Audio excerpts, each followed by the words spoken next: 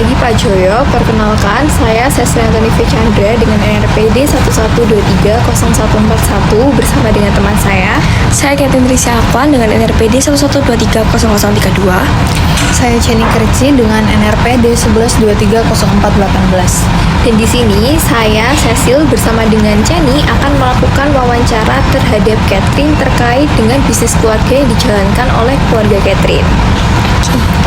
Oke, Catherine, sebelum itu aku mau tanya nih, gimana sih keluarga kamu itu memulai bisnis yang sekarang lagi dijalankan?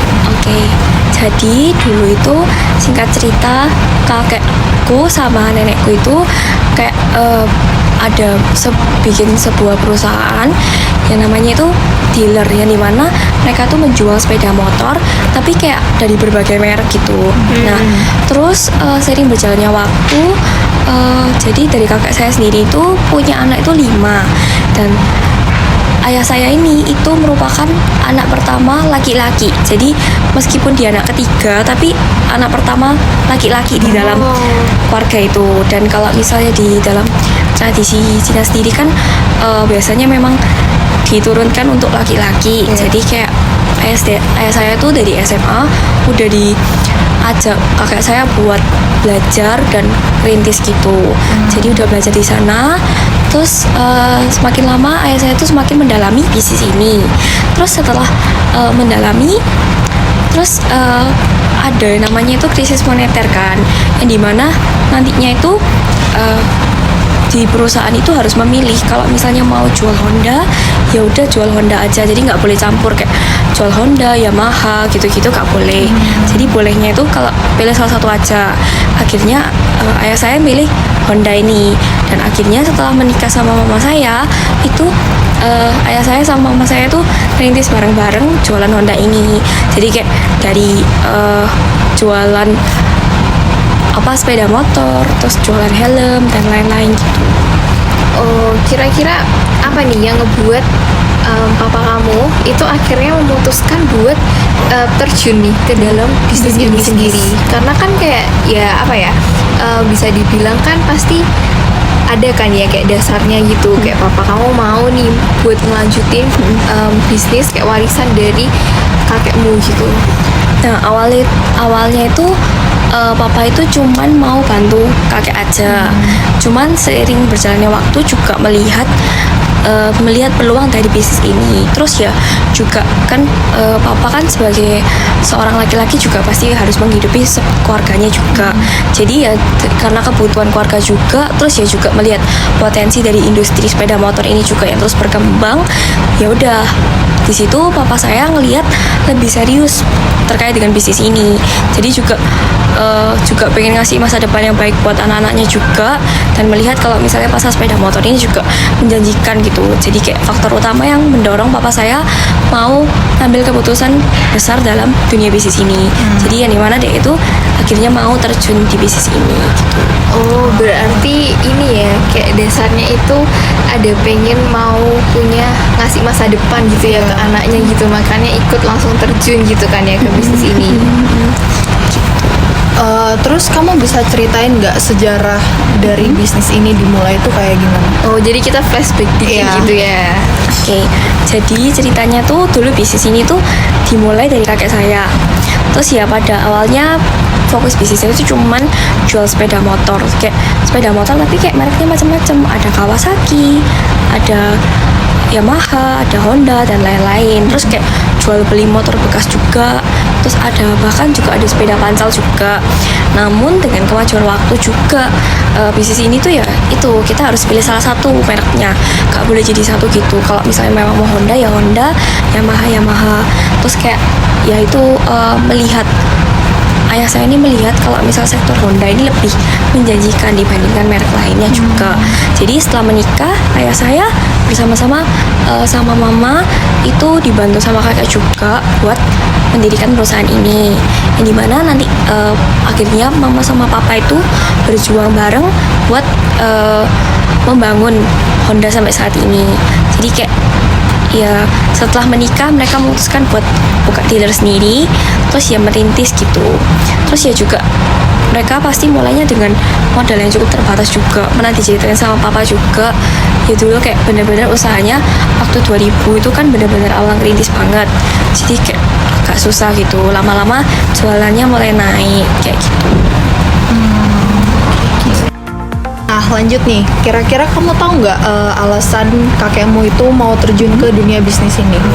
Oke, jadi benernya mirip-mirip sama ayah saya. Itu ya pastinya juga mau fokus ke kebutuhan anak-anaknya juga, terus kepengen kasih masa depan yang bagus buat anak-anaknya.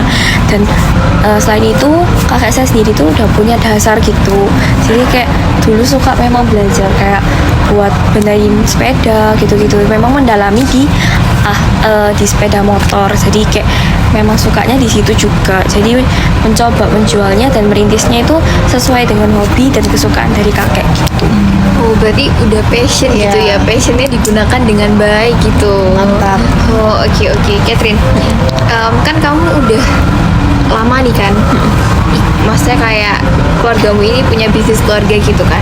Kamu bisa nggak kasih tahu ke kita gitu kalau misalnya kamu sendiri itu melihat bisnis keluarga itu definisi dari bisnis keluarga dari pandangan seorang Catherine itu kayak seperti apa gitu? Oke, jadi kalau menurutku sendiri bisnis keluarga itu ya sebuah bisnis yang dikelola sama keluarga, yang dimana kekuasaan sama kepemilikan itu benar-benar diatur sama keluarga. Dan dalam bisnis keluarga ini tuh kayak anggota keluarga itu nggak hanya benar-benar terlibat aja dalam pengelolaan sehari-harinya, tapi ya juga mereka tuh punya kepemilikan yang signifikan terhadap perusahaan, yang dimana mereka tuh juga berperan buat nentuin arah jangka panjangnya gimana. Terus juga pastinya juga mikir masa depannya perusahaan ini tuh gimana caranya kita bisa meneruskan ke generasi-generasi selanjutnya. Terus juga karakter khas dari bisnis keluarga ini sendiri juga ya termasuk nilai-nilai bersama.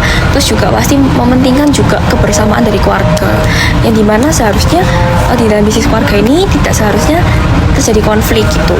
Terus ya juga karakteristik lainnya itu ya nanti bakal diwariskan ke generasi-generasi berikutnya juga. Terus ada ya komitmen juga terhadap keberlangsungan jangka panjangnya juga, serta keterlibatan aktif kayak anggota keluarganya juga dalam manajemen dan operasional bisnis gitu.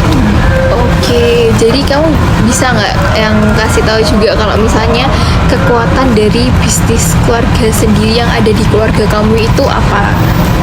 Oke. Kalau misalnya kekuatan dari bisnis keluarga yang aku tahu, yang pertama pasti kayak kita sebagai anggota keluarga sendiri itu pasti mementingkan yang namanya keberlanjutan dan stabilitas jangka panjang. Siapa sih di dunia ini yang nggak mau kalau misalnya bisnisnya tuh stabil terus jangka panjang terus, sukses terus gitu. Yang dimana biasanya bisnis keluarga ini tuh cenderung memiliki fokus yang lebih besar pada keberlanjutan jangka panjang daripada hanya mikirin keuntungan jangka pendeknya aja. Jadi kayak keluarga yang terlibat di dalamnya itu pasti juga memiliki motivasi untuk menjaga dan mengembangkan bisnis keluarga ini.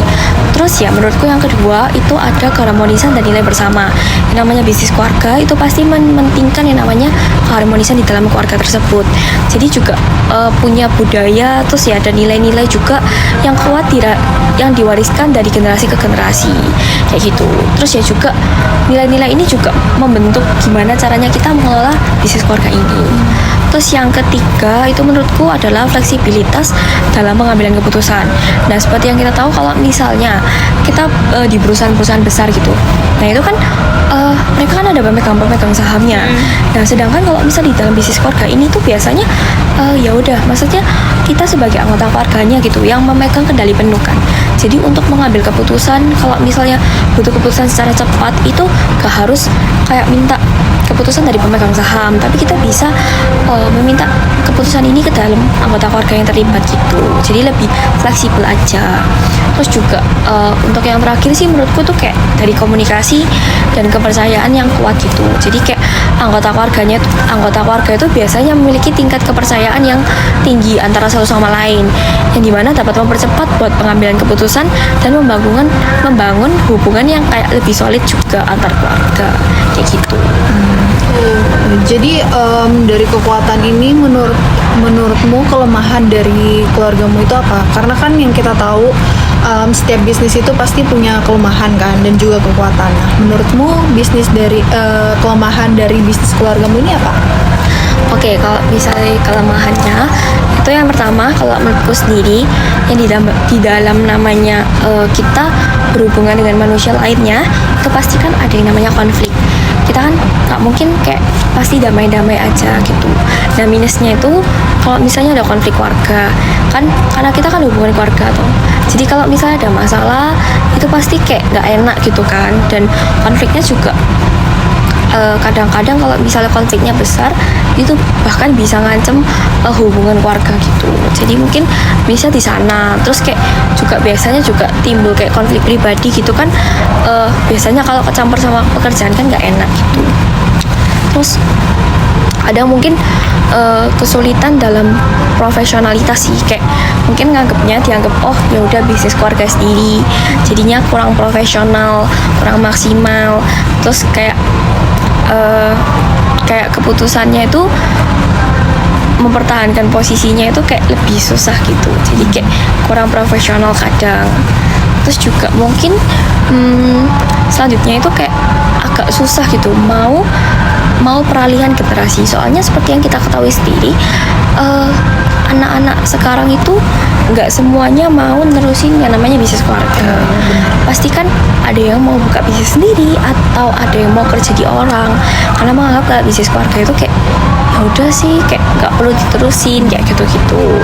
Mungkin minusnya di situ.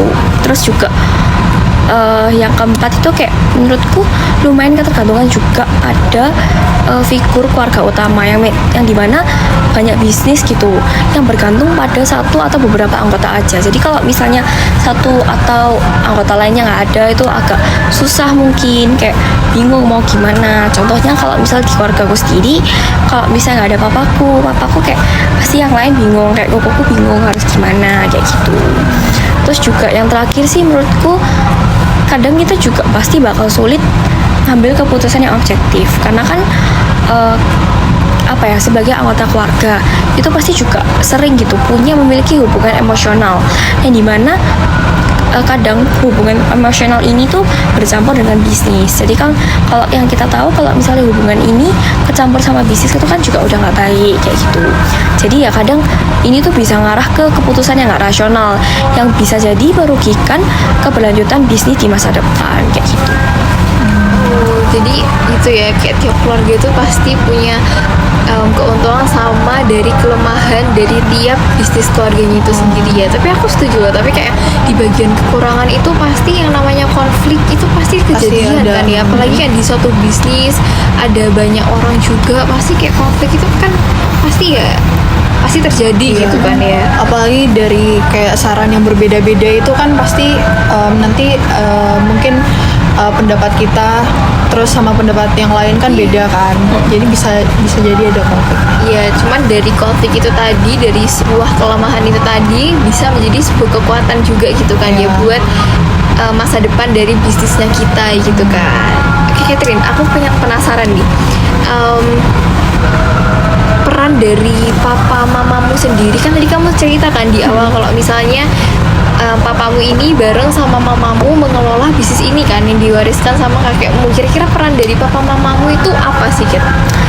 Oke, kalau misalnya sekarang ini kan seperti yang kita ketahui, kalau misalnya dealer Honda, dia itu kayak benernya lebih ke dealer yang dimana menjual barang dari distributor.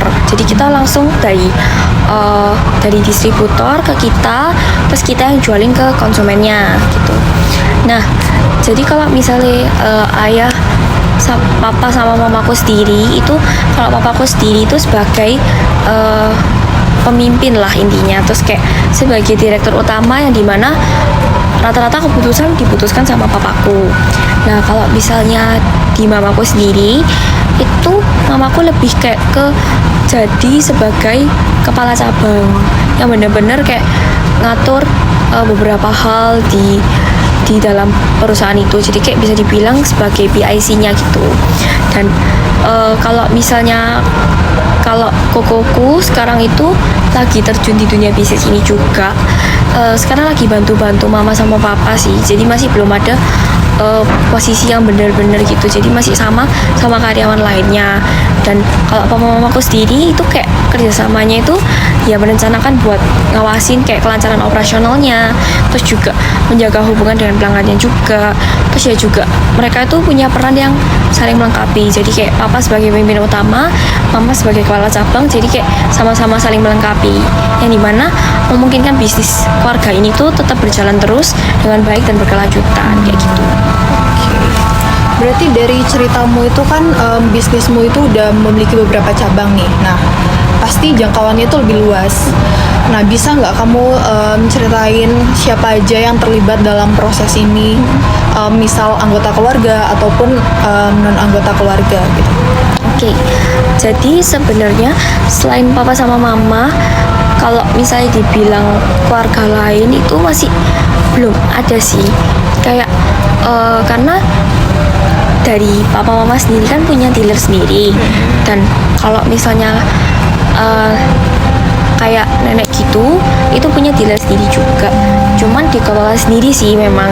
Dan mungkin kayak ada, kalau misalnya ngomongin tentang non keluarga itu ada di kepala bengkel. Jadi di dalam dealer itu ada yang namanya bengkel juga. Jadi di sana kepala bengkelnya itu non keluarga, yang dimana mereka dia itu ngambil peran penting dalam pemimpin operasional di dalam bengkel, yang dimana membantu juga pengambilan keputusan sehari-hari yang bersifat teknis dan operasional di dalam bengkel itu. Dan di luar itu kita juga bekerja sama dengan berbagai mitra kayak eksternal, kayak misalnya pemasok kayak MPM gitu namanya, dan ada distributornya juga, dan adanya juga konsultan pajak gitu yang buat ningkatin efisiensi dan identifikasi kayak peluang barunya itu dari pasar sepeda motor ini tuh kayak gimana sih.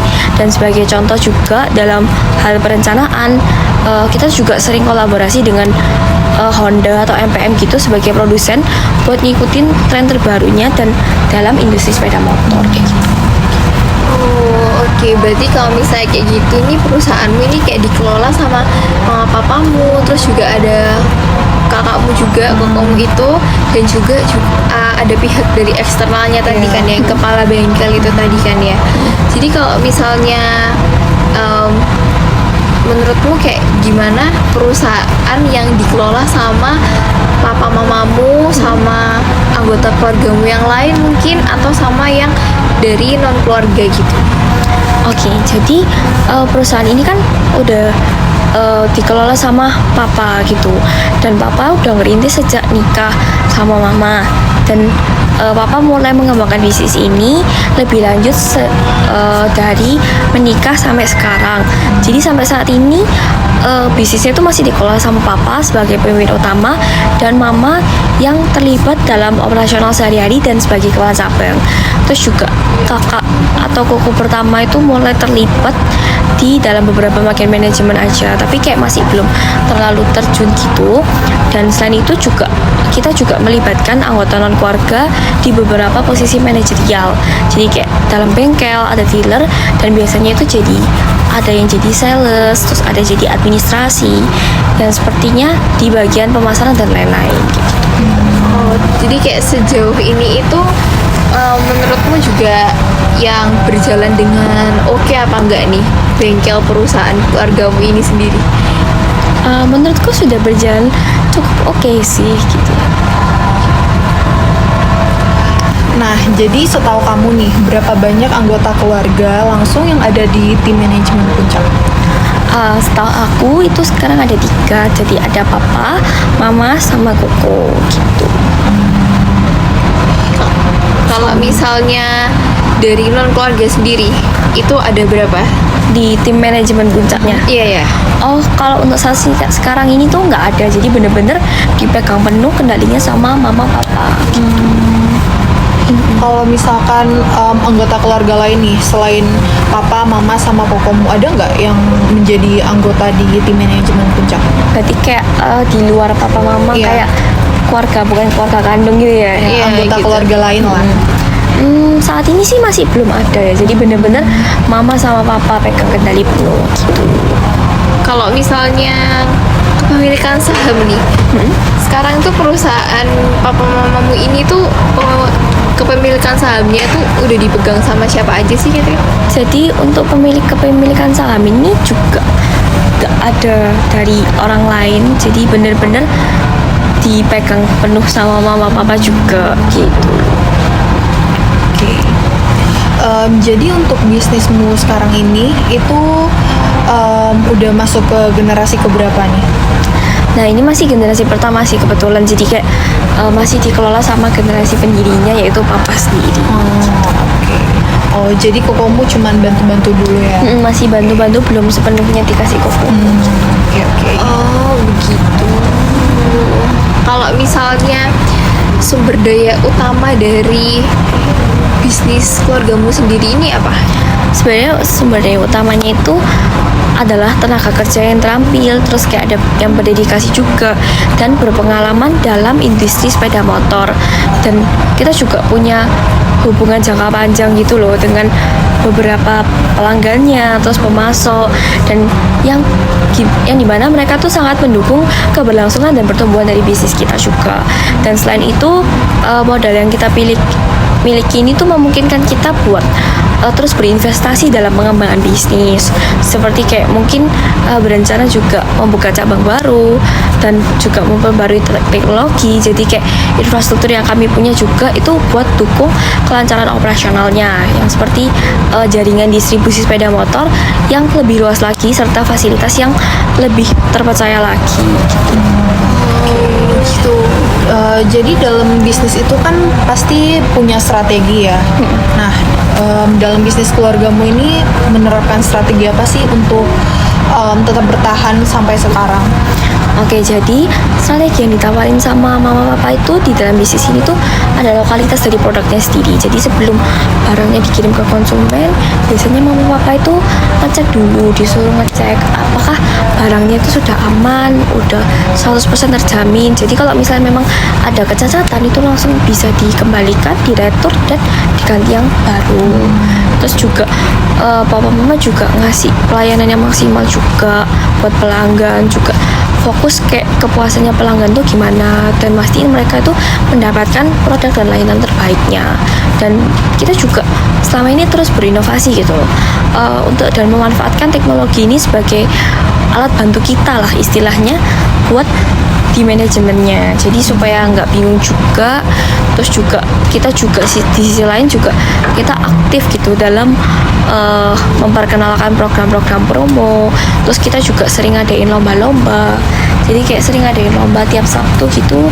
Terus nanti yang menang nanti dapat hadiah apa, supaya banyak yang datang berkunjung juga. Terus sering juga ngadain catering, yang dimana setelah catering nanti bakal ada kayak bisa ngomong langsung sama papa, yang dimana bisa dapat diskon yang cukup lumayan gitu. Jadi kayak harganya juga bersaing kayak gitu. Wah, ini strateginya sangat membuat bisnis keluarga ini tuh jadi lebih berkelanjutan lagi ya. Aku jadi penasaran, Kat. Kalau misalnya keluargamu udah punya strategi nih, kalau dari kamu sendiri, menurutmu keberlanjutan bisnis keluarga itu tuh didefinisikan menurutmu tuh kayak gimana sih, Kat? Nah, menurutku sendiri keberlanjutan bisnis keluarga itu sangat penting kan. Seperti yang kita ketahui dan udah yang aku ceritain tadi, kan maksudnya bisnis ini tuh dibangun sama mama papa susah-susah ngerintisnya. Jadi menurutku tuh sangat penting, kayak bukan dari segi finansial aja, tetapi kan sebagai bagian warisan keluarga kita. Jadi menurutku bisnis itu bukan hanya tentang finansial aja, tetapi sebagai identitas dari keluarga kita juga. Jadi kalau misalnya di kotaku sendiri itu kayak ditanyain juga, misalnya kamu ditanyain kayak, oh siapa, maksudnya dari mana, oh dari toko si A gitu. Nah itu kayak sebagai identitas, oh ala anaknya ini kayak gitu. Dan yang dimana kan karena juga ya kembali lagi sih hasil kerja keras juga, dan ya tapi juga pengen kasih kayak kontribusi gitu. Dan menurutku keberlangsungan bisnis ini tuh jadi salah satu cara buat kita juga jaga tradisi dan nilai-nilai yang udah jadi warisan dari generasi turun menurun kayak gitu. Oh, ini ngomongin soal keberlanjutan bisnis keluarga Iya. gitu kan. Pasti ada dong tujuan atau goals nih yang pasti mau dicapai di suatu perusahaanmu gitu kan. Boleh dong kayak kasih tahu ke kita kira-kira goals atau tujuan apa sih yang mau dicapai nih sama perusahaanmu gitu atau dari kamu sendiri Dari kamu gitu. sendiri.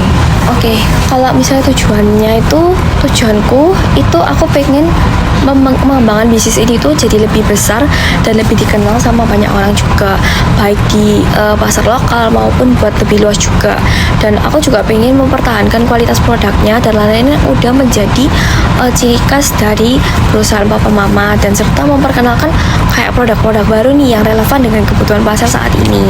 Dan selain itu juga aku juga pengen buka lebih banyak di berbagai cabang gitu juga, biar bisa lebih memperluas pasar aja. Terus juga pengen menjangkau banyak pelanggan juga. Waduh, ini berarti kalau misalnya kita cari motor kita bisa langsung datang ke Catherine gitu kan ya. Waduh. Nih, ngomongin yang tadi tentang tujuan yang ingin kamu capai kan untuk bisnisnya ini sendiri, pasti ada dong Rencana. Iya, rencananya itu loh. Itu apa aja nih, Kat? Nah, rencananya itu seperti udah sempat dimention tadi juga sih. Kayak kita pengen memperluas bisnis ini dan membuka lebih banyak cabang juga, dan mengembangkan produk serta layanan yang menjawab kebutuhan yang terus berubah ini. Dan kita juga berencana buat mengimplementasikan kayak sistem manajemen yang buat lebih terstruktur lagi. Karena kan sekarang sudah semuanya itu berbasis digital, dan keberlangsungan bisnis ini tuh juga pasti bakal terlihat dengan terjaga dengan baik kalau misalnya kita beradaptasi dengan perubahan pasar yang ada, dan mempertahankan kalau misalnya kita terus komitmen dengan produk dan layanan terbaik dari kita, yang dimana kami juga bakal terus melibatkan generasi muda dalam bisnis buat memastikan kalau misalnya mereka tuh siap untuk melanjutkan dan mengembangkan dari bisnis ini. Oke. Jadi yang kita tahu kan bisnis keluarga itu kan turun temurun nih. Nah, menurut kamu nih masa depan bisnismu ini gimana sih setelah papamu pensiun dan dilanjutkan oleh generasi berikutnya? Menurutku setelah papaku pensiun, bisnis ini tuh tetap berjalan dengan baik, karena kan kita juga udah mempersiapkan gitu buat generasi berikutnya yang buat terlihat lebih banyak di bagian pengelolaannya sendiri. Jadi kan untuk sekarang ini Koko udah terjun juga, dan aku ngelihat kalau misalnya Koko ini benar-benar menekuni dan mau belajar dari mama dan papa. Jadi menurutku bisnisnya tetap bakal berjalan dengan lancar. Yang kita juga udah ngerencanain suksesi juga supaya proses transisi kepemilikan ini juga berjalan dengan lancar. Jadi menurutku dengan persiapan yang cukup matang dan udah disiapkan juga sama mama papa, aku yakin banget kalau misalnya keluarga kita tuh siap buat melanjutkan dan mengelola bisnis ini dengan baik di masa depan kayak gitu. Nah, jadi buat zaman sekarang nih, menurut kamu apakah menjual perusahaan merupakan pilihan yang tepat untuk bisnis keluarga tersebut? Kalau kan kayak misalnya nih kan kayak kadang tuh mungkin kalau misalnya kita pindah ke generasi selanjutnya, maksudnya diteruskan sama generasi selanjutnya, terus kayak generasi selanjutnya juga kayak kurang paham gitu kan, jadi kayak mungkin bisa kayak terjadi bangkrut atau kayak gimana gitu. Terus makanya itu kita nih kayak sempet tanya ke kamu, menurutmu kalau misalnya jadi kayak gitu kita harus ngejual perusahaannya kita itu kayak tanggapanmu itu kayak gimana gitu? Oke, jadi tadi aku juga sempat ngomong kalau misalnya menurutku sebuah perusahaan itu menjadi identitas dari keluarga kita juga. Jadi menurutku menjual perusahaan itu bukan salah satu hal yang kita pertimbangin, karena kan ini juga udah dibangun susah-susah, dan menurutku udah menjadi warisan dari mama papaku yang dimana itu memang sudah harus dijaga.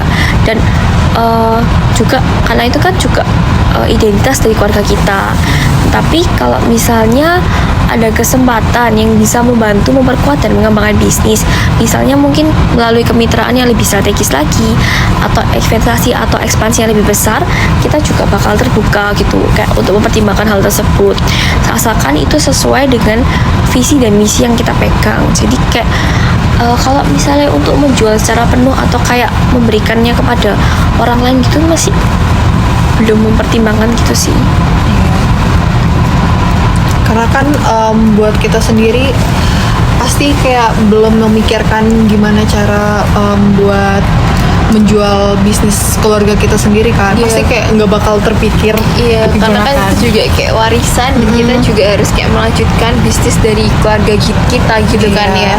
Kalau misalnya kayak gitu kan pasti kita juga harus mikirin nih kan kayak prioritas dalam operasionalnya, terus kayak profitnya itu gimana, terus ekspansinya itu gimana, dan pertumbuhan untuk kayak memastikan masa depannya itu yang lebih baik itu ke bisnis kamu itu gimana gitu kan. Nah kalau misalnya menurutmu tadi tuh kayak gimana tuh Kat dari kayak sisi operasinya, profitnya sama ekspansinya itu? Nah, jadi kalau untuk saat ini prioritas utama kita itu adalah meningkatkan efisiensi di operasionalnya. Kita pengen mastiin kalau misalnya setiap aspek dari operasionalnya sendiri itu berjalan dengan lancar, tapi juga hemat biaya gitu. Yang dimana kami itu bisa terus memberikan produk yang berkualitas dengan harga yang lebih kompetitif gitu. Dan untuk profitabilitas itu kami fokus pada pengelolaan biaya, yang dimana peningkatan margin keuntungan melalui strategi pemasaran yang lebih tepat lagi, dan penjualannya itu lebih maksimal. Jadi kayak kalau misalnya di sisi ekspansinya itu kita tuh berencana buat buka cabang lebih gitu.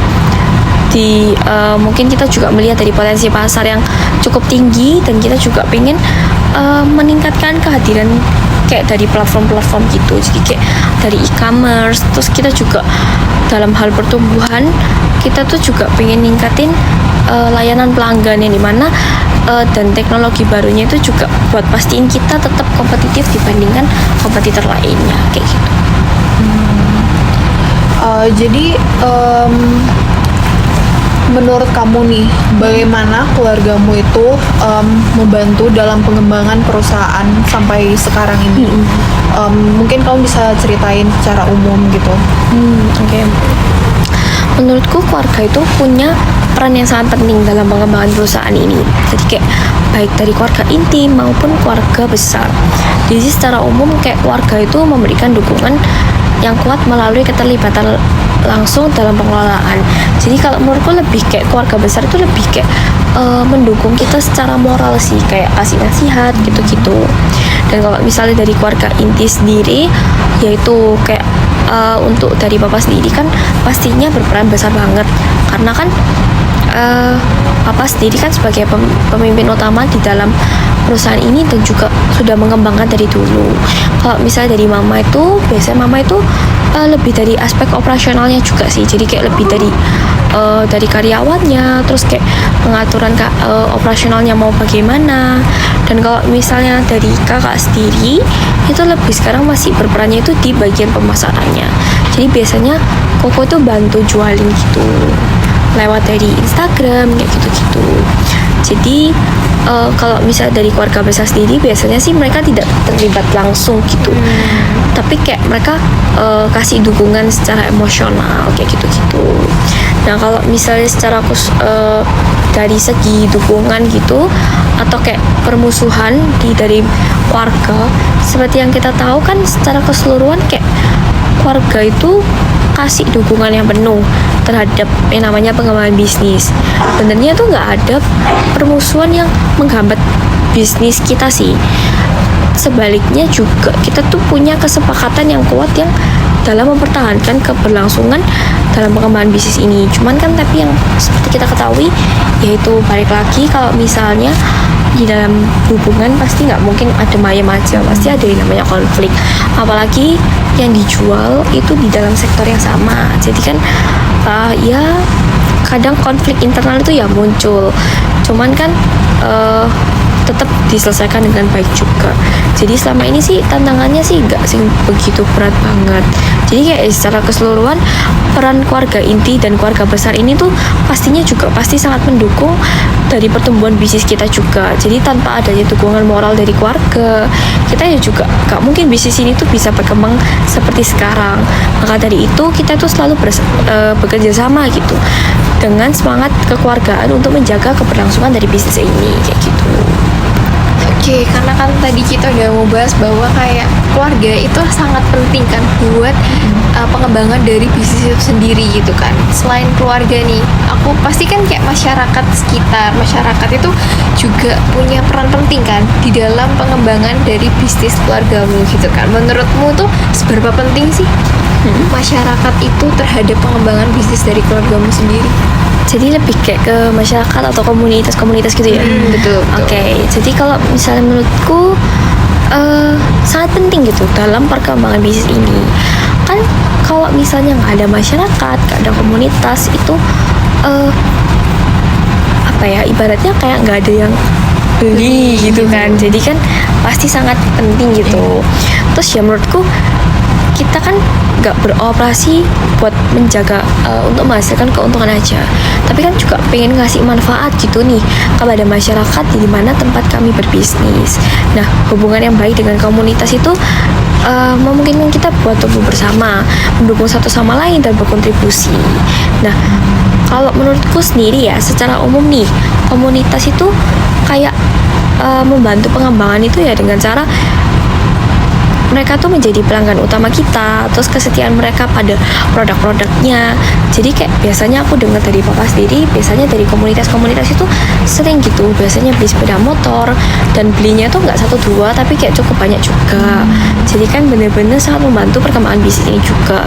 Terus juga komunitas juga sering terlibat kayak dalam kegiatan sosial yang kita adain gitu, seperti kayak ada event-event promosi, terus juga yang diselenggarakan sama perusahaan itu, terus kayak juga hal ini kan bisa membantu menciptakan gitu rasa keterikatan yang kuat dari antara perusahaan ini juga dan masyarakat. Dan dimana dalam hal dukungan kita juga selalu mendapatkan sesuatu yang positif gitu dari komunitas. Jadi kayak seringkali mereka tuh menjadi bagian dari setiap kegiatan atau inisiatif kegiatan yang kita lakuin kayak gitu. Nah, jadi aku mau nanya nih, gimana komunitas-komunitas atau kayak masyarakat di daerahmu, di tempat bisnismu ini ada, itu membantu dalam pengembangan perusahaan? Karena kan yang kita tahu mungkin kayak di tempat asal atau misalkan di area tempat berbisnis itu mungkin ada beberapa masyarakat di sekitaran situ yang mungkin bisa membantu dalam pengembangan bisnis keluarga kamu. Jadi mungkin lebih ke apa ya? Kan tadi kita udah bahas yang masyarakat tuh, kayak mungkin lebih ke kotamu deh, gitu. Ya, Kayak kota. tempat asalnya tuh dari perusahaanmu gitu. Oke, jadi kalau menurutku sendiri wilayah tempat sekarang ini tuh benar-benar membantu dalam pengembangan perusahaan. Jadi kayak administrasi di tempatku itu sangat kayak ngasih banyak sekali fasilitas yang mendukung operasional kami. Jadi contohnya aja kayak seperti yang kita tahu kalau misalnya kita jualan sepeda motor itu kan pasti nggak bisa secara kosongan. Jadi kayak harus ada STNK-nya, ada BPKB-nya kayak gitu, yang dimana kayak kita itu benar-benar dibantu, dilancarkan asalkan kita mematuhi peraturan yang ada. Jadi benar-benar membantu gitu. Dan juga pemerintah di daerahku tuh juga mendorong buat pertumbuhan ekonomi secara dengan cara mereka tuh menyediakan infrastruktur yang lebih baik dan jalan yang baik untuk distribut produknya yang lebih mudah buat bagi pelanggan-pelanggan. Yang dimana selain itu kita juga menjalin kemitraan dengan pihak-pihak lokal seperti kayak pemerintah daerah dan organisasi di komunitas. Dan kemitraan ini juga memungkinkan kita buat terlibat lebih dalam kegiatan sosial dan ekonomi lokal yang pada gilirannya itu meningkatkan citra dan reputasi dari perusahaan kita di mata masyarakat. Terus juga dari pemerintah sendiri juga kalau misalnya membutuhkan sepeda motor seringkali beli dari papa. Terus karena nih masyarakat, terus juga dari wilayahmu sendiri kan kayak udah membantu nih perusahaanmu buat bisa berkembang. Kira-kira balasan apa sih yang Perusahaan dikasih ya? Apa kasih. balasan dari perusahaanmu gitu untuk ke mereka gitu? Nah, tentunya perusahaan kita tuh punya peran penting buat komunitas lokal dengan cara kita juga menyediakan lapangan pekerjaan kan buat bagi orang-orang di sekitar. Jadi kita kan juga beberapa tahun yang lalu itu ada yang namanya pandemi dan seperti kalau misal di dealer-dealer lain itu biasanya mereka tuh menerapkan sistem shift-shiftan. Jadi kayak gajinya dipotong separuh terus shift-shiftan. Tapi kalau misalnya di dealernya papa mama sendiri tuh ngerti kalau misalnya mereka kan pasti juga punya keluarga yang harus dihidupin. Jadi papa mama itu nggak nerapin kayak gitu. Jadi bener-bener gajinya tetap stabil dari awal hingga akhir.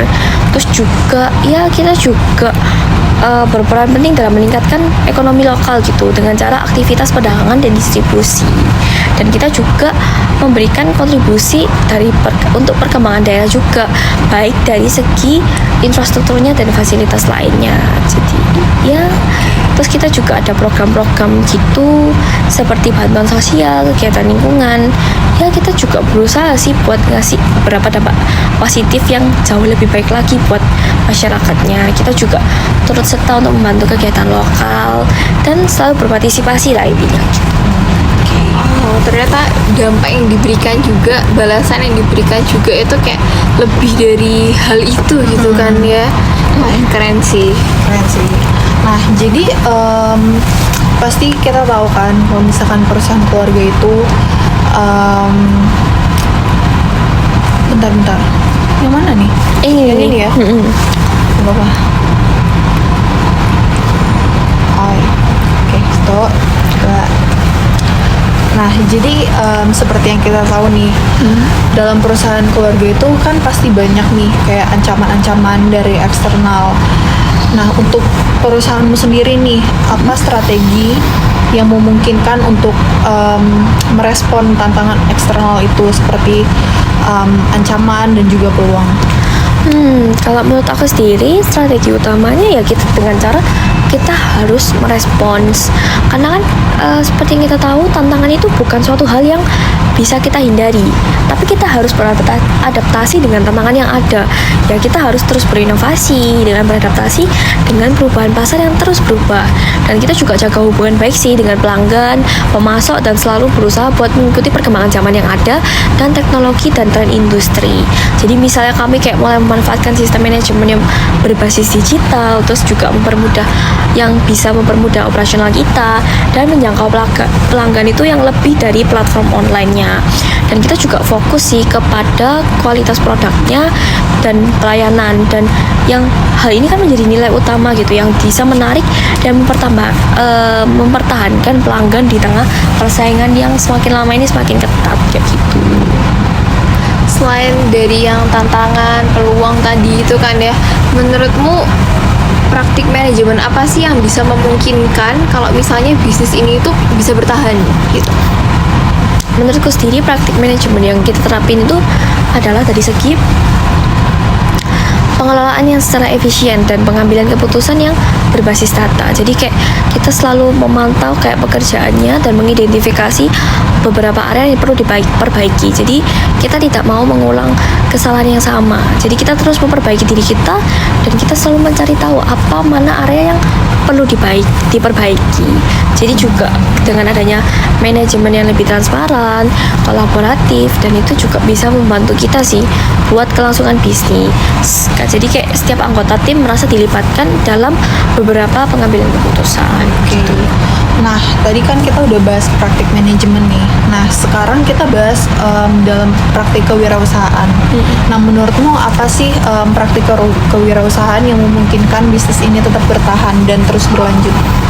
Oke, kalau menurutku sendiri itu dari segi kayak kita tuh selalu berusaha buat mengembangkan bisnis itu dengan pola pikir atau cara berpikir wirausaha yang dimana kita tuh melihat peluang di setiap tantangan dan mengambil langkah-langkah yang lebih inovatif dalam menghadapinya. Dan kita salah satunya dengan cara kita tuh selalu cari cara gimana caranya kita tuh memperluas pasar, baik kayak melalui ekspansi atau kayak diversifikasi produk, atau gimana caranya kita bisa memberikan yang terbaik gitu. Kita juga mendorong budaya inovasi di dalam perusahaan yang dimana setiap anggota itu didorong buat kayak nyaranin ide-ide baru yang bisa meningkatkan efisiensi atau kualitas layanan kita kayak gitu sih. Gitu. Kalau misalnya tadi kita udah ngebahas tentang perkembangan bisnis berdasarkan dari yang kewirausahaan dan juga dari yang manajemen ya. Ya, oke. Sekarang aku mau tanya ini kayak peran dari anggota keluarga sama kerabat itu dalam keberlangsungan dari perusahaan itu seperti apa? Kalau misalnya anggota keluarga itu kan pasti penting banget nih dalam menjaga keberlangsungan ke perusahaan. Dan sebagai papa pastinya juga sebagai pemimpin utama juga pasti memberikan arah yang keputusan yang strategis gitu. Dan kita kerja bersama buat memastikan kalau misalnya perusahaan ini tuh berjalan sesuai dengan visi keluarga dan tetap mempertahankan nilai-nilai yang memang sudah diwariskan dan ditanamkan sejak dulu. Dan kepemilikan yang dimiliki sama keluarga juga memberikan rasa tanggung jawab gitu buat keluarga kita, memiliki tanggung jawab yang lebih besar untuk menjaga keberlangsungan dari bisnis ini gitu. Nah, ini pertanyaan yang sama nih kayak, tapi ini bedanya di peran anggota non keluarga nih. Bisa nggak sih kamu jelasin mengenai peran anggota non keluarga dan kerabat dalam manajemen dan keberlangsungan perusahaan?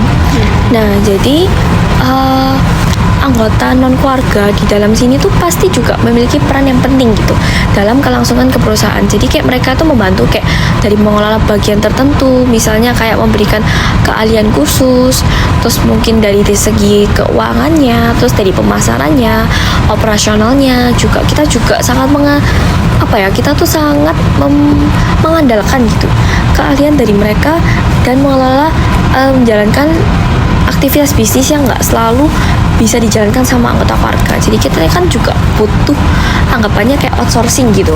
Kita juga butuh kemampuan orang lain dan ya misalnya kayak dari manajemen keuangannya sendiri kayak bertugas buat memastikan arus kas yang sehat, sementara dari kepala pemasarannya membantu buat kita merancang strategi dengan pangsa pasar yang tepat. Jadi sangat disegmentasi gitu. Jadi ya kalau misalnya tanpa kontribusi dari anggota non keluarga, ya perusahaan mungkin kan pasti bakal kesulitan. Kan nggak mungkin kayak papa, mama sama koko itu bisa benar-benar menguasai semua hal. Jadi pasti butuh orang lain juga. Jadi ya secara keseluruhan antara pengelolaan yang solid dan dari keluarga dan dari anggota non keluarga ini yang memungkinkan bisnis kita bertahan dan terus berkembang sampai sekarang kayak gitu. Oh, oke. Aku penasaran juga sama satu ini nih.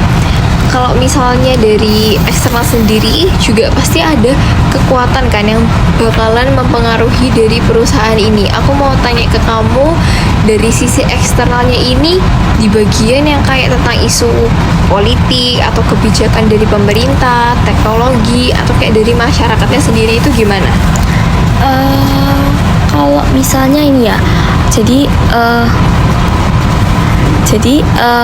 kalau dari isu politik dan kebijakan pemerintah kan pasti punya dampak signifikan nih dalam bisnis kita.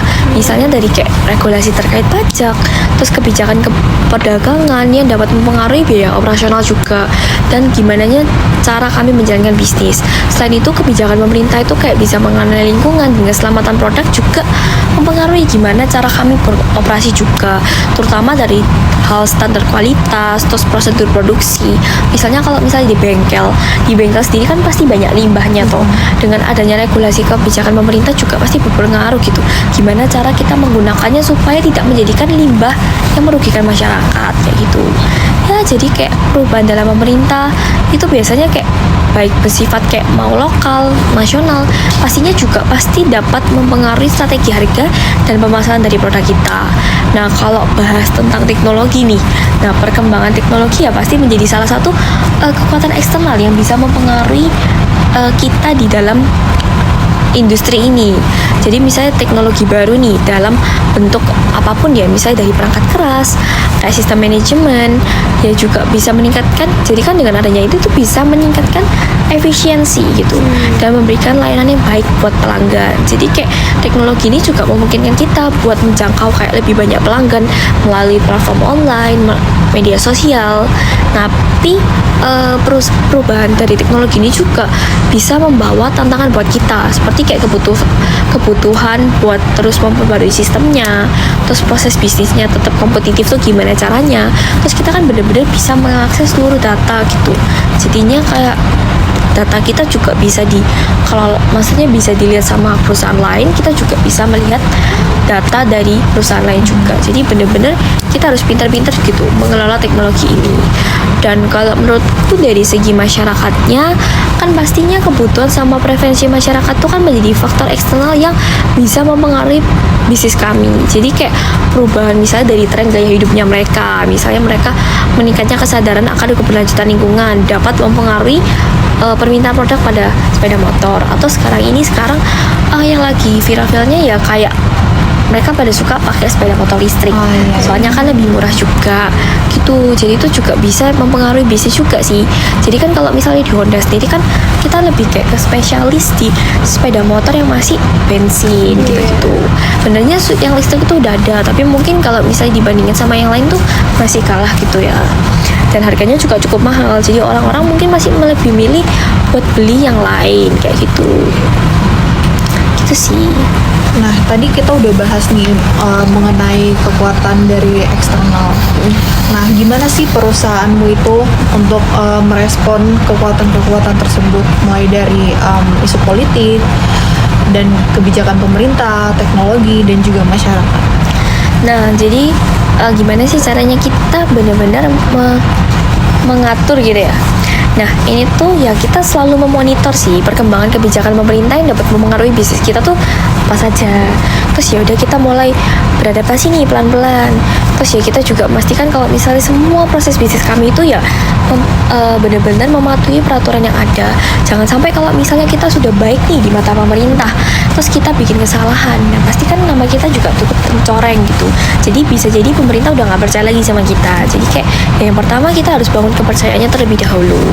Dan kita juga bekerja sama misalnya dengan asosiasi yang industri gitu dan pemerintah lokal untuk mengikuti kayak perkembangan kebijakan terbarunya gimana. Jadi kalau misalnya ada perubahan besar dalam kebijakan yang bisa mempengaruhi operasional, kita tuh bisa segera menyesuaikan strategi bisnis kita yang buat tetap beroperasi secara efektif dan mematuhi peraturan yang ada.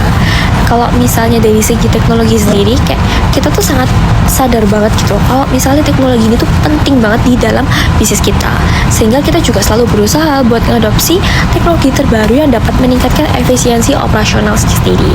Terus kita telah mengimplementasikan nih kayak beberapa sistem manajemen berbasis digital untuk mempermudah pengelolaan stoknya.